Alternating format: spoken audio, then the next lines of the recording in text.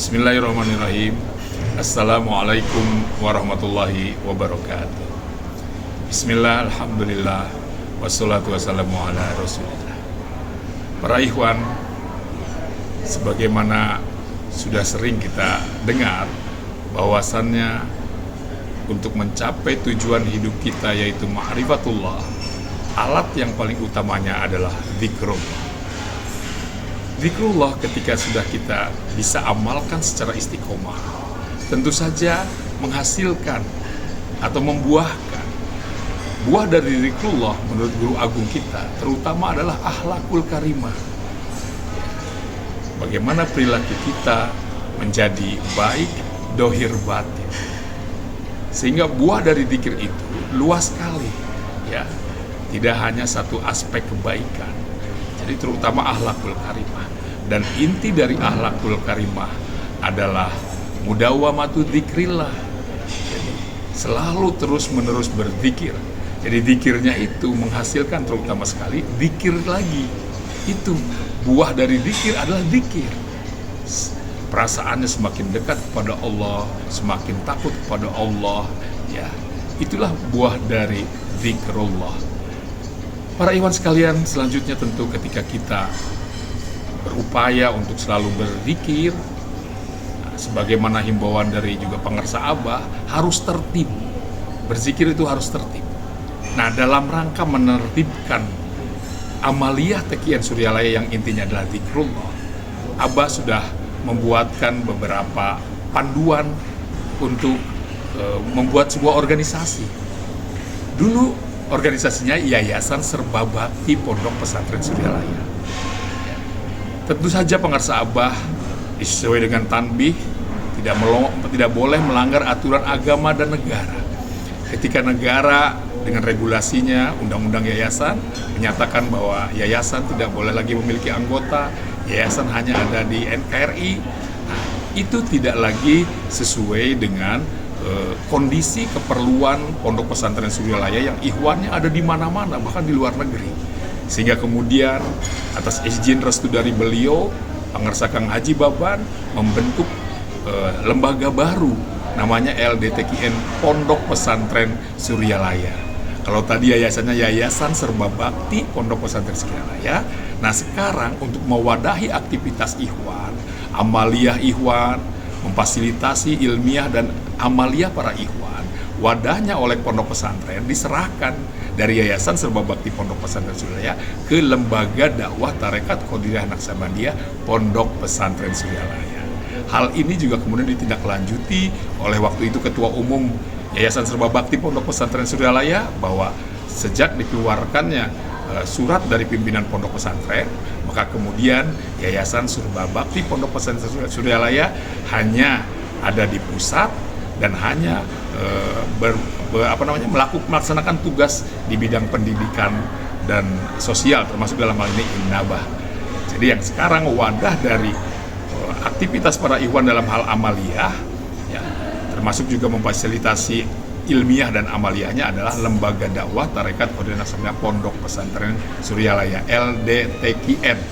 Dan ini sesuai dengan anggaran dasar, anggaran rumah tangganya. Nama resmi dari lembaga ini adalah Lembaga Dakwah Tarekat Qadiriyah Naqsabandiyah. Adapun yang di daerah itu kemudian disesuaikan, mendapat tambahan sesuai dengan nama daerahnya masing-masing. Seperti Jawa Barat misalnya, ya, Lembaga Dakwah Tarekat Qadiriyah Naqsabandiyah LDTQN Koordinator Wilayah Provinsi Jawa Barat namanya, ya, tidak lagi menggunakan nama yayasan. Kalau tadi kan yayasan pakai Serba Bakti, ya, kalau kita tidak, langsung Lembaga LDTQN Pondok Pesantren Suryalaya, misalnya perwakilan Kota Bandung. Nah, itu nama resmi kita. Kenapa saya ungkapkan hal ini? Karena ini untuk menertibkan, dalam rangka menertibkan sesuai dengan amanah dari pengarsa Abah, bahwa dalam rangka supaya berhasil amaliyah kita harus tertib. Nah, termasuk dari hal-hal seperti ini, ya, dalam organisasi, nama dari organisasi kita pun harus tertib. Nah, selanjutnya para ikhwan sekalian, bahwasannya dalam pengamalan ini tentu saja ada dinamika, ya, ada dinamika. Sehingga dengan demikian kadang-kadang dinamika ini sebagaimana yang kita rasakan menuntut adanya semacam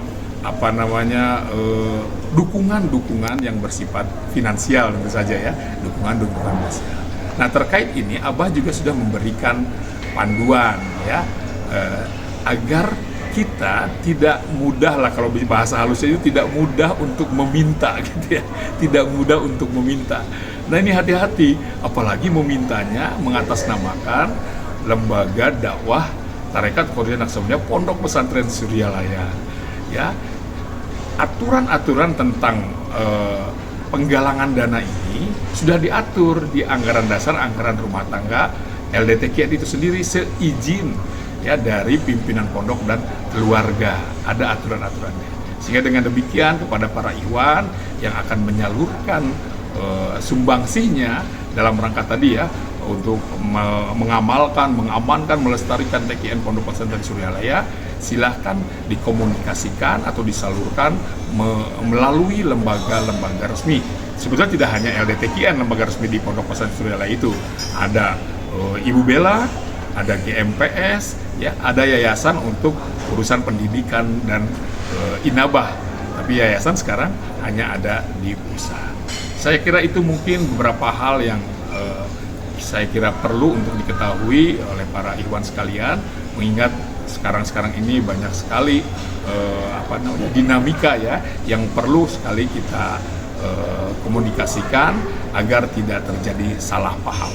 Insya Allah LDTQN baik di pusat maupun di daerah akan berusaha sebaik-baiknya melaksanakan amanah dari pimpinan pondok agar para ikhwan dimanapun dapat terfasilitasi baik amaliyahnya maupun ilmiahnya, tentu saja dengan tidak memberatkan para ikhwan itu sendiri.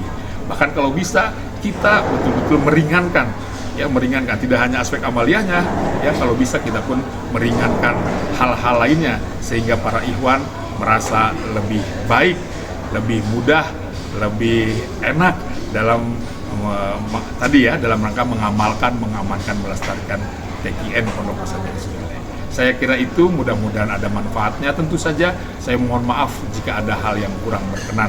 Terima kasih. Billahi taufiq wal hidayah. Wassalamualaikum warahmatullahi wabarakatuh.